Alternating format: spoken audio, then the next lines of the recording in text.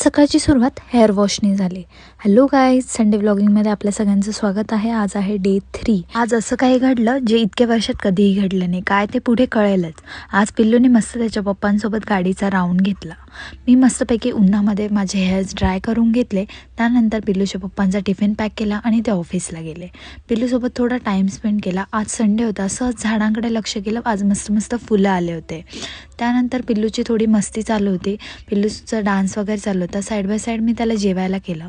त्यानंतर पिल्लूचं सगळं काही आवरून पिल्लूला झोपवलं.